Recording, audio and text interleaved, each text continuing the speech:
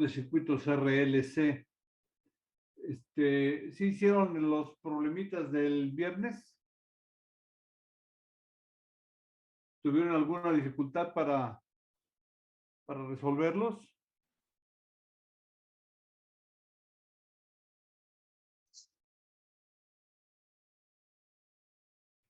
Bueno, espero que no, ¿verdad? Ok.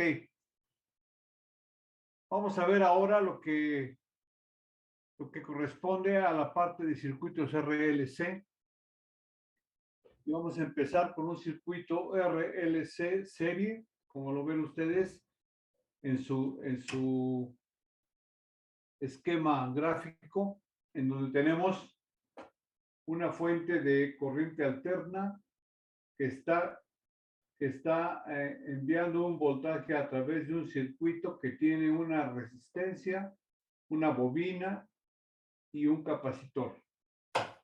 Bien, como ya lo hemos visto antes, en un circuito serie, la corriente que pasa a través de todos los elementos de este circuito serie va a ser la misma corriente.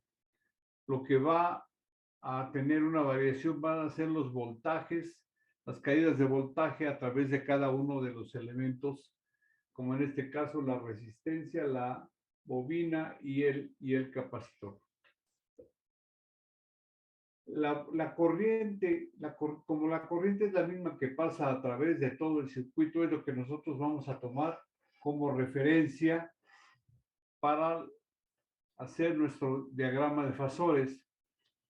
Y podemos ver que el voltaje que pasa a través de la resistencia respecto a la corriente está en fase. Entonces ponemos nosotros en el mismo eje de la corriente el fasor BR de voltaje resistivo. El voltaje que circula a través de la reactancia inductiva o bobina se adelanta respecto al voltaje y a la corriente, a la voltaje resistiva y a la corriente 90 grados. Por eso es que yo pongo en el sentido vertical hacia arriba el fasor del voltaje inductivo. Bien, ¿qué pasa con el voltaje capacitivo? Bueno, el voltaje capacitivo se atrasa respecto a la corriente y el voltaje resistivo. El voltaje capacitivo, ¿cómo se atrasa? Lo pongo en sentido inverso al voltaje inductivo y a 180 grados de opuesto del voltaje inductivo. ¿Mandé? Bueno, ok. Entonces, el voltaje inductivo y el voltaje capacitivo se encuentran opuestos 180 grados.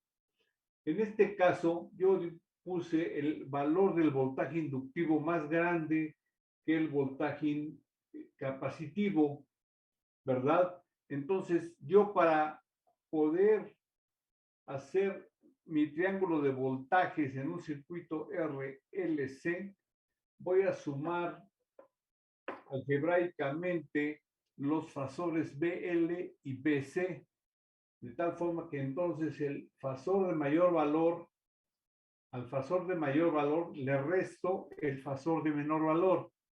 Como lo pueden ver en la figura, BL es mayor que BC, por lo tanto lo resto para eliminarlo, ¿verdad? Y entonces obtengo un fasor BL menos BC de esta magnitud. ¿Ok? Entonces yo ya puedo formar mi triángulo de voltajes. Entonces el valor o el resultado de BL menos BC lo voy a sumar al fasor del voltaje resistivo. Lo voy a pasar a la punta de la flecha del fasor resistivo y lo dibujo en dirección y magnitud que corresponde. En esta forma, lo que hago es paso el fasor resultante a este punto BR, lo posiciono en este punto y uno con una línea recta el origen con el fasor resultante que va a ser BL. Ok, entonces yo ya tengo mi triángulo de voltajes para un circuito serie RLC. Y como ya hemos visto anteriormente, para encontrar el valor total del voltaje aplicado en ese circuito, resuelvo ese triángulo rectángulo aplicando el teorema de Pitágoras, como ustedes lo pueden ver en este momento. ¿Ok? Bien. También yo puedo obtener la impedancia del mismo circuito, ¿verdad? Que es Z igual a la raíz cuadrada de la resistencia más la diferencia de los cuadrados de los valores de la resistencia inductiva y la resistencia capacitiva. De esta manera yo también puedo obtener el valor de la impedancia. El ángulo de desfasamiento entre la corriente y el voltaje inductivo, en este caso, sería este. Z igual al arco tangente de la diferencia entre los voltajes inductivo y capacitivo sobre el voltaje resistivo. Cuando tengo esta condición en la que el voltaje inductivo es mayor que el voltaje capacitivo y que por lo tanto, para efectos de cálculo, la resultante de esta suma algebraica va a ser la que yo voy a considerar para mis cálculos, puedo decir que cuando el voltaje inductivo es mayor que el voltaje capacitivo, estamos hablando de un circuito inductivo. ¿Ok? ¿Hasta aquí tienen alguna duda o alguna situación, jóvenes? ¿Está claro? Todo claro, profe. Todo claro, qué bueno, qué bueno. Ok, entonces, en este caso estamos hablando de un circuito inductivo porque el valor del voltaje inductivo es mayor y es el que voy a utilizar para la continuación de mis cálculos. Ok, bien, pero también tenemos la otra condición en donde el valor del voltaje capacitivo es mayor que el voltaje inductivo, ¿verdad? Entonces, la única gran diferencia, puesto que todo va a ser analizado en la misma forma, pero solamente considerando que BC es mayor que BL, ¿verdad? Nosotros tenemos también que podemos considerar el BT el valor del voltaje total, pero en la parte negativa. El ángulo θ va a ser negativo, puesto que BC, voltaje capacitivo, se atrasa 90 grados respecto a la corriente y voltaje resistivo. Y el ángulo θ, no sé qué valor pueda tener, ¿verdad? Dependiendo de los valores que yo tenga, me va a resultar un ángulo negativo y voy a saber que está en este.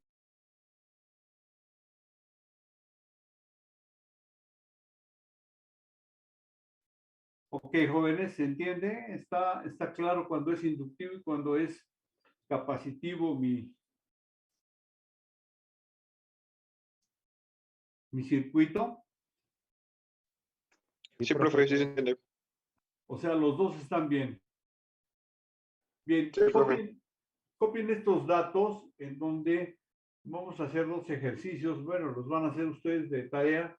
Donde tenemos una resistencia de 8 ohms, una reactancia inductiva de 40 ohms, una reactancia capacitiva de 24 ohms con una corriente de 4 amperes para este circuito. Para el mismo circuito, pero vamos a cambiar los valores de las reactancias. Tenemos resistencia de 8 ohms, reactancia inductiva ahora de 24 y la reactancia capacitiva ahora de 40 ohms. Igual con 4 amperes de corriente.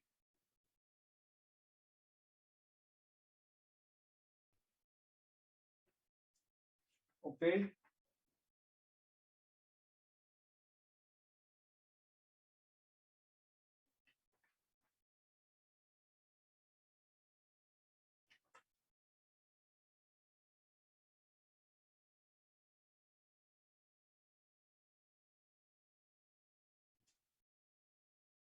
Me gustaría que estos problemitas los hicieran de una vez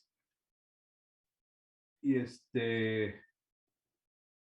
y también habría que calcular la Z, o sea, la impedancia en ambos casos, si son tan amables.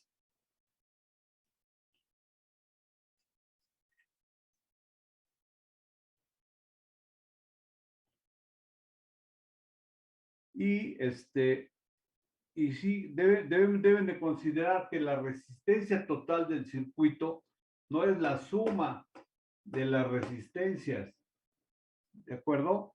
La total del circuito va a ser la solución del triángulo de resistencias, ¿de acuerdo? En donde mi referencia de mi triángulo de resistencias va a ser la resistencia R, ¿verdad? Y dependiendo si es un circuito inductivo o capacitivo, ¿verdad? Si es inductivo, voy a tener aquí XL, y si es capacitivo el circuito, voy a tener aquí XC,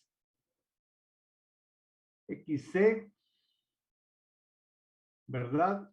Y de igual forma voy a hacer una suma algebraica dependiendo de, sea el caso, ya sea XL, ya sea XL mayor que XC o XC mayor que XL, para entonces yo poder resolver mi triángulo, ¿verdad? Dependiendo el caso. Esto sería cuando XC es mayor que XL y este sería cuando XL es mayor que XC. Y aquí voy a tener yo la Z y acá también voy a tener la Z. ¿Sí, jóvenes?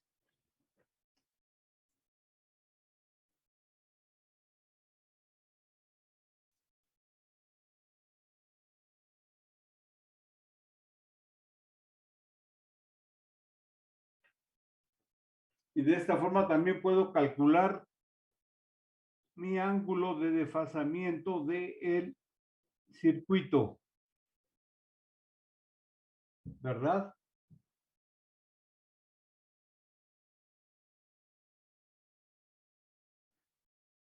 Son las mismas fórmulas, lo único que cambia es el elemento que vamos a restar en la parte superior, y la parte inferior, en lugar de ser voltaje, va a ser resistencia siempre. ¿Sí, jóvenes? Sí, profe. Ok. Bueno, mañana lo resolvemos juntos, estos dos problemitas. Ya tráigalo hecho para irnos rápido. y mañana vemos el circuito RLC paralelo. ¿De acuerdo? Sí, profe, está profesor. bien. Bueno, sale pues. Entonces aquí lo dejamos y nos vemos mañana, muchachos. Al rato les paso la liga nuevamente, ¿ok? Hasta mañana, profesor. Profe, Hasta mañana. Muchas gracias. a usted. Dios, profe. Hasta mañana, señorita. Que estén muy bien ustedes. Cuídense. Hasta luego.